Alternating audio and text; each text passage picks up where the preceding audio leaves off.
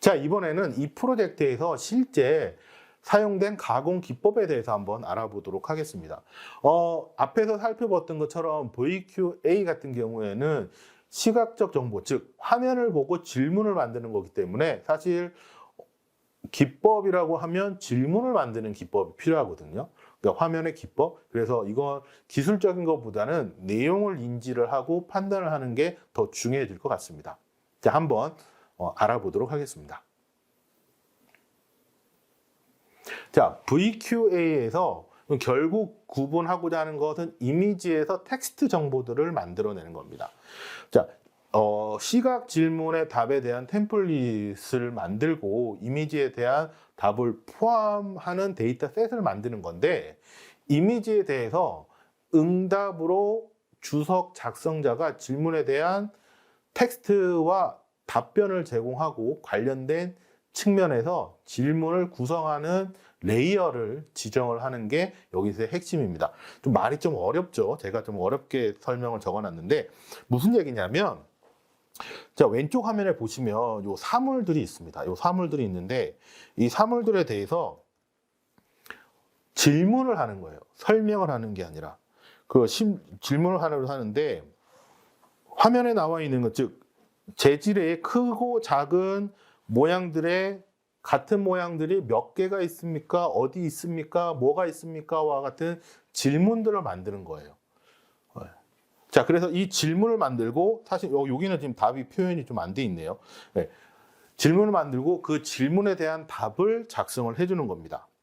자, 이때 여기서 이제 그 기법에 이제 여러 가지가 있는데, 단순하게 질문을 만들고 답을 적어주는 게 하나가 있고요. 화면에서 보시면 여기 색칠이 되어 있는 부분들이 있거든요. 색칠이 되어 있는 부분들은 뭐냐면 VQA에서 조금 더 디테일하게 되는 거예요. 예를 들어서 넘버, 숫자, 아니면 how many와 같은 이런 특정 컨텐츠에 무엇을 물어보는 것, 즉 컨텐츠의 개수를 물어보는 것들 있잖아요. 그러면 이런 질문은 개수를 물어보는 거야 라고 이렇게 개수, 카운트라고 하는 변수들을 다시 태깅을 해줄 수 있습니다. 그럼 예를 들어서 뭐 칼라라는 블루, 레드와 같은 사물을 설명을 해주는 것들이 있잖아요. 이 설명을 해주는 것들은 디스크립션, 그 설명을 해주는 태그야, 설명을 해주는 단어야라고 해서 그 값을 또 태깅을 해줄 수가 있어요. 자, 이렇게 이제 고급을 할 수도 있고, 일반적으로는 이 프로젝트에서는 이렇게 사용을 했습니다. 화면이 보여지고요. 이 화면을 보여준 다음에 여러 가지 질문들을 만들어낼 수가 있습니다. 두 가지 형식이 있는데요. 하나는 질문을 만들고 답을 작성하게 만드는 방법이 있습니다. 질문이라고 하는 건 사전에 정의되어 있는 일반적인 질문에 대한 답을 만들 수도 있고요. 그러니까 질문 셋이고, 아니면 질문 자체를 작성을 하고 질문에 대한 답을 작성을 하세요라고 하는 거죠. 좀 잘 안 보이시겠지만 이렇게 있어요. 왼쪽에 가운데 있는 이 화면이죠. 이 화면에 있는 그림을 보고 이렇게 질문할 수가 있습니다. 어느 공간에 두면 어울리는 작품입니까? 라고 하는 거죠. 자, 사진을 보고 여기 있는 보고 이걸 어느 공간에다가 갖다 놓으면 좋은 질문이지? 뭐 그럼 답이 거실일 수도 있는 거죠. 아니면 화장실일 수도 있는 거고요. 근데 화장실은 잘 어울리지가 않죠. 네. 물론 개인별로 차이가 있겠지만. 네. 그래서 화면에 그러니까 또 질문을 만든다면 하늘에 산이 높게 있습니까? 이렇게 물어보게 되겠죠. 제가 지금 방금 질문을 좀 애매하게 했는데 그 뒤에서 한번 설명드리도록 할게요. 자, 그래서 실제 그 이미지에 대해서 작업을 할 때 앞에서 말씀드린 것처럼 어떤 특정 질문에 대한 그 특정 질문의 컨텍스트에 대한 내용들, 아니면 그 질문에 대한 속성값들을 지정을 해줄 수 있습니다. 그렇게 돼서 실제 그 질문에 대한 답을 표현을 하게 되면 이 질문 자체가 숫자를 물어보는 거구나. 이 질문이 색깔이나 모양, 뭔가를 설명해주는 질문이구나라고 하는 것을 알 수가 있어요. 자, 이렇게 이제 태깅을 할 수도 있고 앞에 있는 것처럼 태깅 없이 그냥 질문만 기술을 할 수도 있습니다. 자, 이렇게 해서 최종적으로 만들어지는 데이터셋은 데이터 구조는 어떤 거냐? 자, 여러분들 오른쪽에 보시면 이런 식으로 되는 거죠. 예를 들어서 질문 내용이 있어요. 질문 내용을 보시면 테이블 위에 물건이 여러 개 있는가요? 답은 네가 되는 거죠. 뭐 지금 화면이 아니라 다른 화면이겠죠. 그래서 그 질문에 대한 답은 네입니다. 거울 앞에 있는 휴지는 사각형입니까? 네, 뭐 이런 식으로 표현을 할 수 있는 거죠. 그래서 질문에 대한 답이 질문과 답이라고 하는 형식으로 데이터가 쭉 쌓여지게 되는 겁니다. 이건 어디? 아이디가 뭐고 어떤 그림에 있는 아이디야. 여기 보시면 여기 있는 그림들의 아이디는 다 똑같아요. 즉 하나의 그림에 대해서 여러 가지 질문들을 하게 되는 거죠. 제가 말이 길었네요. 사실은 여러분들이 딱 보시면 아실 수 있을 텐데. 자, 넘어가도록 하겠습니다. 자, 그렇다면 실제 라벨링 가이드라인에서 어떻게 가이드를 주고 이 내용을 작성을 하라고 하는지 한번 알아보도록 하겠습니다. 자, 먼저 데이터 가공 기준, 즉 데이터 분류 기준에 따라서 여러 가지를 볼 수가 있습니다. 자, 지금 보는 프로젝트의 기본적인 내용이 노인, 어린이, 생활 안전에 관련된 내용이니까 사진이 보여질 거고 그 사진 안에 보면 다양한 형태의 사물들이 있을 겁니다. 그리고 상황들도 있을 거고요. 그러면 사실 그 전에 이 내용들이 기술이 돼야 되는 거죠. 그러면 카테고리를 먼저 만들어서 이 내용들이 무엇이 있는지에 대한 내용으로 구분을 할 수가 있어야 됩니다. 그래서 사전에 정의된 내용을 질문할 수도 있고 아니면 질문을 통해서 이런 데이터 분류 기준을 뽑아낼 수도 있고 뭐 여러 가지 방법들을 전후를 이용해서 사용을 합니다. 현재 같은 경우는 전 단계에서 각 사물에 대한 인지되는 내용을 미리 풀세트라고 하죠. 질문에 대한 내용들을 가지고 있는 상태에서 시작을 했습니다. 즉, 큰 카테고리에서 가전, 가구와 관련돼 있는 내용들을 바탕으로 내가 질문을 만들겠다. 그리고 이걸 구분을 하겠다라고 했을 때 장소별로 먼저 구성을 하게 된 거죠. 매장, 부엌, 안방, 거실 등과 같은 이런 장소에서 필요한 가전, 텔레비전, 컴퓨터, 전자레인지, 냉장고, 세탁기, 싱크대, 의자 이런 다양한 객체들을 구분을 하게 되는 겁니다. 역시 마찬가지로 좀 더 밑으로 내려가서 음식에 관련된 내용을 보도록 할게요. 그거 뭐 식당이나 카페, 다양한 포차에서 적용을 했고 밥입니까? 반찬입니까? 음료수입니까? 이런 것들로 통해서 각각의 객체에 대한 기준들이 무엇인지를 먼저 정의를 해주었습니다. 여기서는 자 거기에 대한 실내 배치에 대한 구간들도 상세하게 구분을 했고요. 자 이렇게 구분이 되어 있는 내용에서 이제 질문을 만드세요. 그러니까 앞에서 구분되어 있는 상황들을 가지고 질문을 만드세요라고 하는 겁니다. 자, 그럼 이런 겁니다. 근데 질문을 그냥 만드는 게 아니라 질문의 형식에 맞춰서 좀 만들어 주세요라고 하는 거죠. 이때 이제 사용하는 것이 이제 질문의 형식이 어떤 거냐. 그래서 폐쇄형으로 질문을 할 거냐, 아니면 개방형으로 질문을 만들 거냐라고 하는 겁니다. 폐쇄형이라고 하는 것은 응답자가 세부 설명 없이 명료하게 사실적인 정보를 담을 수 있도록 만드는 질문입니다. 명료하게 만들어야 되니까 이럴 경우에는 정확하게 예, 아니오와 같이 상태에 대한 정확한 기술에 대한 답을 할 수 있도록 만들어주는 질문입니다. 또는 열거한 특정 범주 내에서 하나를 고르게 되는 것들이 여기서 보는 게다. 그러면 안에 사람이 있습니까? 동물이 있습니까? 아니면 사람이 없습니까? 같은 주어진 그 카테고리를 딱 주고 그 세 개 안에서 질문에 대한 답을 하세요. 뭐 이런 것들이 되겠죠. 자, 이런 것들이 이제 폐쇄형 질문이 되겠습니다. 질문 자체가 명확하게 되는 거죠. 그 다음에 이제 개방형 질문이 있습니다. 개방형 같은 경우에는 응답자가 원하는 형식으로 답할 수 있도록 의문사 형태로 질문을 하는 것들이 있습니다. 의문사니까 누가, 언제, 어디서, 무엇을, 어떻게, 왜와 같은 질문으로 응답자로 하여금 다양한 형태의 질문이 나올 수 있도록 하는 거죠. 그러니까 화면에 보여지는, 지금 보여지는 시간은 몇 시입니까? 이렇게 물어보면 사람들마다 다르겠죠. 화면에 시계가 있다라고 하면 그 시간에 대한 정보가 있겠지만, 그 화면이 뭐 해질 무렵에 있는 석양이 있는 그림이 있다라고 하면 몇 시입니까 했을 때 사람마다 뭐 한 7시 되지 않을까? 7시 30분? 저녁? 이런 식으로 이제 표현이 되는 거죠. 그래서 그 답변에 대한 내용이 다양하게 표현될 수 있으면 개방형, 정해져 있는 형식의 답변이 나오는 걸 폐쇄형이라고 합니다. 자, 이 프로젝트에서는 이미지당 5개 내외의 폐쇄형 질문을 먼저 만들게 했고, 이번에 그 개방형은 2개의 이미지를 2개 이상의 내외의 개방형 질문을 만들도록 유도를 해서 만들어 놓은 프로젝트입니다.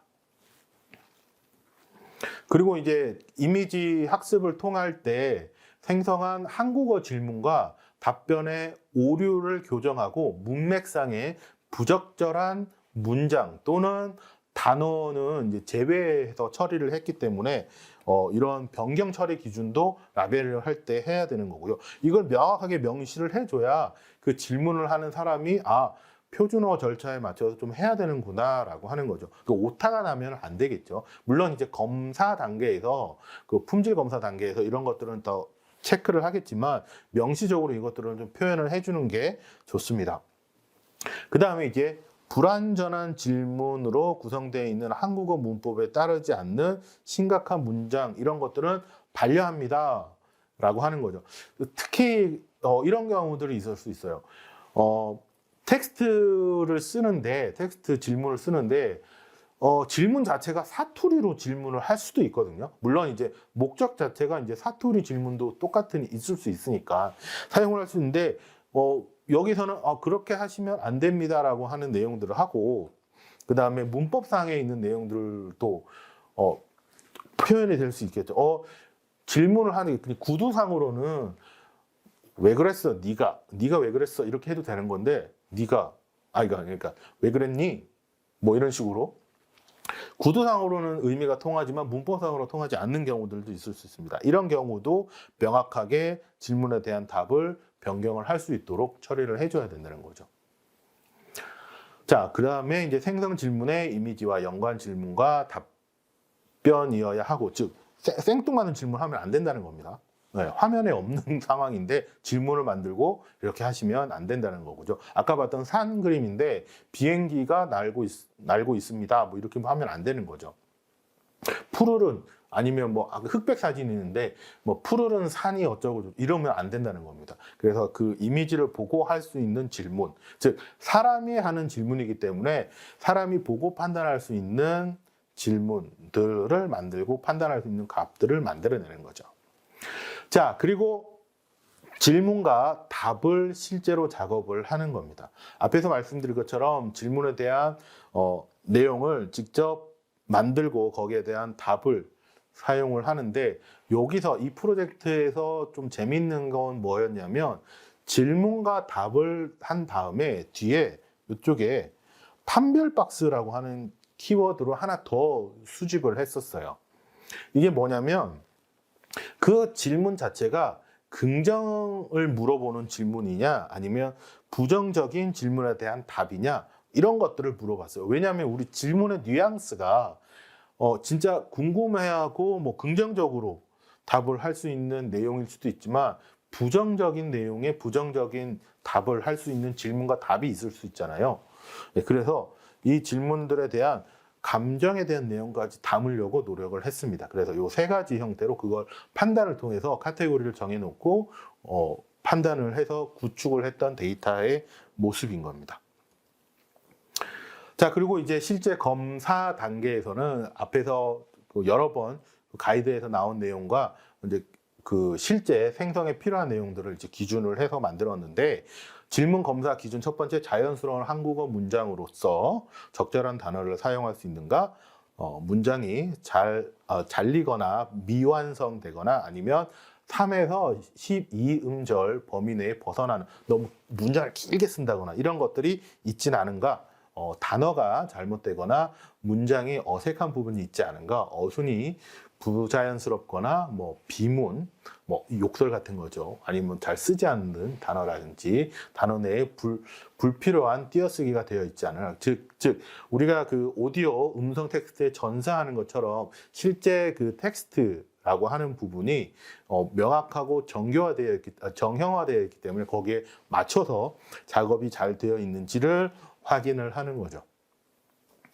그리고 질문 검사 두 번째 기준으로 생성되어 있는 질문이 이미지와 연관성이 있느냐. 생뚱맞은 질문하면 안 된다는 겁니다.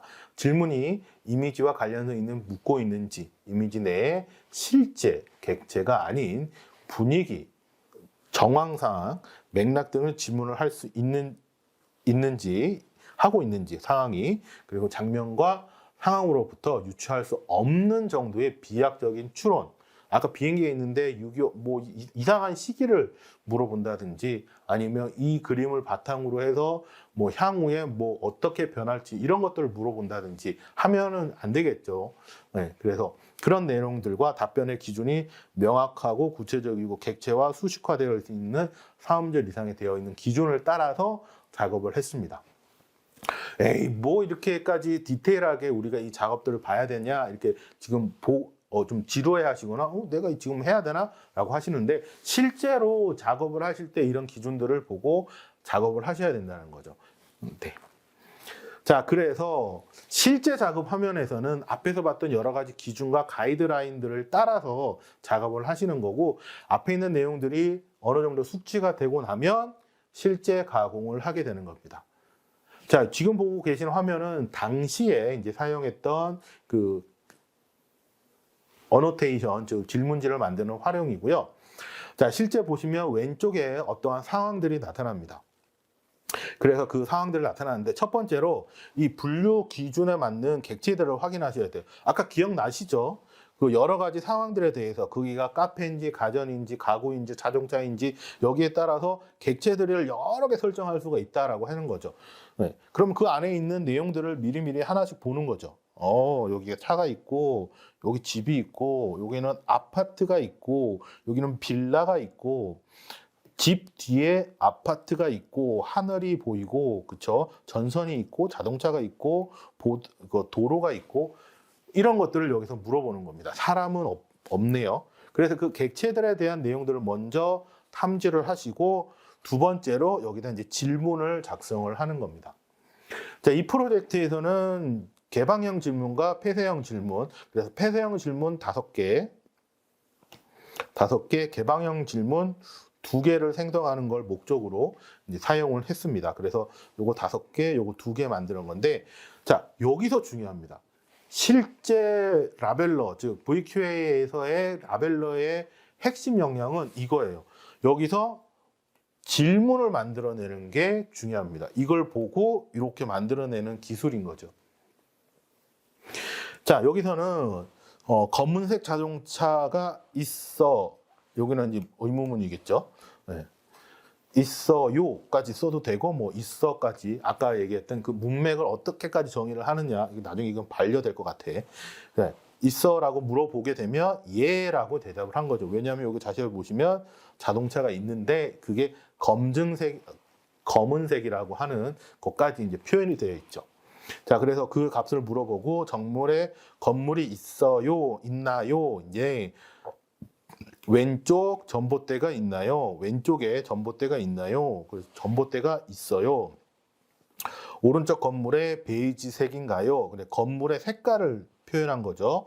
그래서 오른쪽에 건물이 베이지색인가요? 뭐 이런 부분들을 다 표현을 한 겁니다. 예, 전봇대 뒤에 아파트가 있나요? 자, 여기서 핵심이 아까 말씀드린 게 질문을 만들어내는 거라고 그랬잖아요. 그래서 일상적으로 보게 되면 질문 만드는 거 쉽지 않아? 라고 하시는데 생각보다 어렵습니다. 왜냐하면 기존에 맞는 질문들을 만들어내는 것이거든요. 그래서 그 질문을 만들어내는 것이 어렵고, 멀티모달 중에 VQA 같은 경우에는 이 질문을 만들어내는 능력들이 필요로 합니다. 그런데 이 질문을 만들어내는 건 이제 그 방법이 또 명확하게 있는 건 아니고요. 기본적으로 앞에서 얘기했던 기준들은 몇 가지 들 수가 있습니다. 뭐 어떤 숫자의 개 수를 묻는다든지 카운트라든지 설명을 적는다든지 아니면 사물의 여부를 묻는다든지 이런 의 기준들을 가지고 질문을 만들 수가 있습니다. 그래서 폐쇄형 같은 경우에는 있다 없다와 같은 내용, 그 다음에 개수와 같은 내용, 정확하게 판단이 가능한 내용들이 여기에 포함이 될 거고요. 여기 있는 오픈형, 개방형 같은 경우에는 설명에 대한 내용들이 많이 들어갈 겁니다. 그 설명을 어떻게 앞에 있는 객체, 탐지되어 있는 객체들에 대한 설명 플러스 객체와 객체 간의 관계. 자, 건물 앞에 자동차가 있는 거잖아요. 건물 뒤에 있거나 옆에 있거나 이런 것이 아니니까 관계에 대한 질문. 그리고 설명과 관계에 대한 질문들을 응용을 하시면 좋다라고 하는 게 이제 어느 정도 그 가이드보다는 팁이라고 할 수 있겠네요. 그런 용어들의 룰들이 있습니다. 그래서 질문들이 나오고 실제 질문 생성기에서는 어떻게 하냐면 그런 질문을 만들고 그 안에 있는 요소들이 있잖아요. 앞에 있는 자동차, 텔레비전, 아니면 뭐 컴퓨터 이런 것들을 막 바꿔가면서 질문을 만들어서 표현하기도 합니다. 근데 사진에 즉 이미지에 나와 있는 내용하고 영 별개의 내용들이 포함이 되어 버리니까 그렇게는 좀 어려울 거고, 자, 사람이 그 작업을 대신해서 작업을 하는데 루틴한 그런 프로세스도 갖고 가고 크리에이티브한 그 독창적인 질문들을 만들어내기도 합니다. 자, 그건 각자에 따라서 좀 차이가 있을 수 있고요. 실제 여러분들 작업을 하실 때 느껴지는 내용들은 작업 가이드라인 플러스 프로젝트의 품질 관리 그리고 프로젝트의 관리자한테 명확하게 소통을 통해서 이런 것들을 정의를 하시는 게 좋을 것 같습니다. 자, 그러면 앞에 봤던 그 작업 순서에 따라서 내용들을 하게 되는 거죠.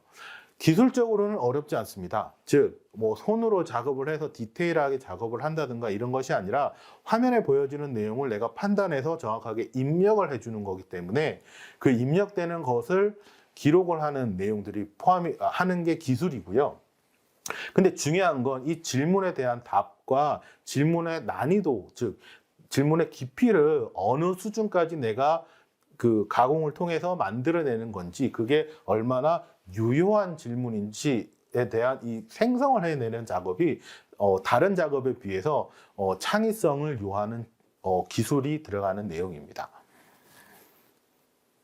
자, 이렇게 해서 멀티모달 이미지를 이용한 VQ의 과정을 한번 처음부터 끝까지 실제 여러분들이 프로젝트에 참가해서 라벨러가 됐다는 생각에 그 구축 과정과 내용들을 함께 살펴봤는데요.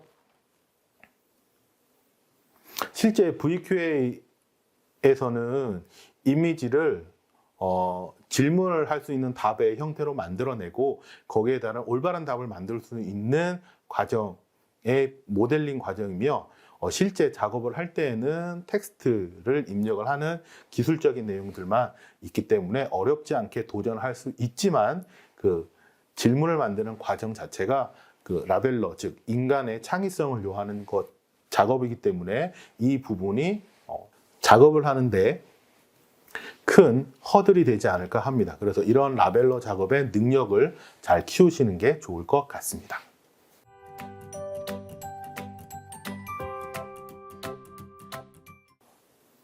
지금까지 멀티모달 기본 내용이었습니다. 학습에 참여해 주신 여러분 감사합니다.